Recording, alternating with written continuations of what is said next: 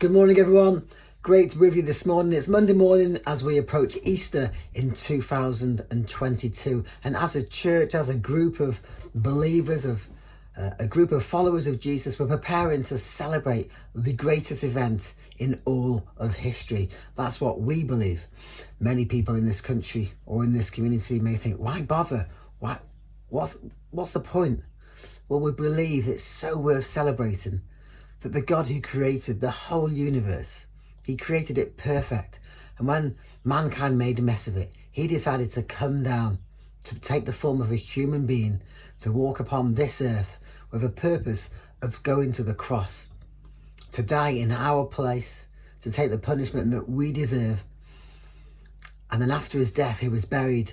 And after 3 days, he rose from the grave and he defeated death, so that anyone who believes in him, anyone who calls in his name can receive forgiveness, can receive new life, can receive spiritual new birth, and can experience and encounter God for themselves, a God of love, a God of peace, and a God of joy. So this week we're preparing to celebrate that. So we have 3 vlogs on Monday, Wednesday and Friday. And also Gordon is doing readings in the building, a time of readings, reflection and prayer at 8 a.m. and on Zoom in the evening at 8 p.m. because it's so worth preparing our hearts to celebrate the greatest event in history. So today we're looking at one of the events just before the crucifixion. In the book it's reading 78, but in the Gospels it's Matthew 26 verse 69. Jesus has just been arrested and he's been taken to the house of the high priest, and Peter follows, and he follows because he's trying not to deny Jesus, and he finds himself innocently stood in the courtyard, or trying to look innocent, spying to see what's going to happen, to find out what is going to happen to Jesus. Remember, what did Jesus say to him earlier? He says, tonight before the rooster crows 3 times you will deny me.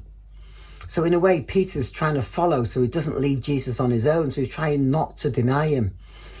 But he sort of messes up in a way, doesn't he?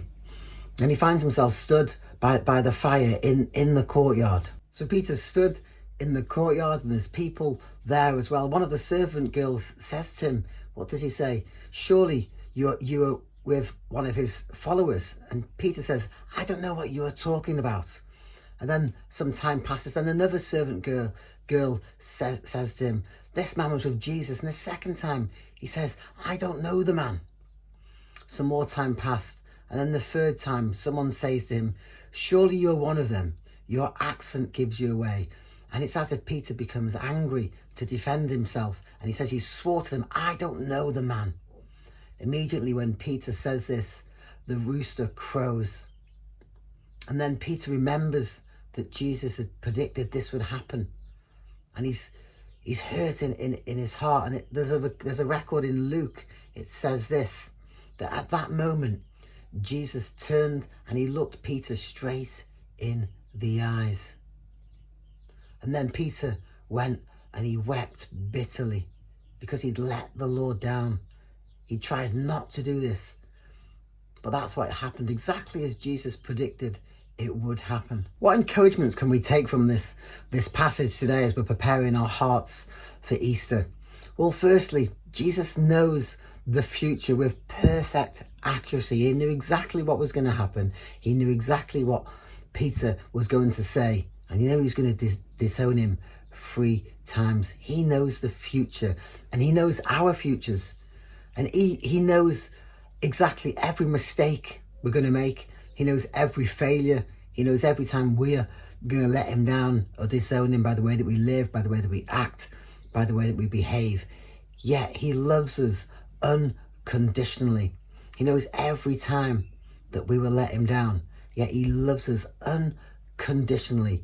And he's willing to forgive us even when we make huge mistakes like Peter. And he forgives us. And yet he wants us to walk closely with him so that we don't make those mistakes, to walk in step with what he is saying into our lives. When we're walking closely with him, we're not going to fall into the same mistakes like Peter did. How many times have I made mistakes in my Christian journey?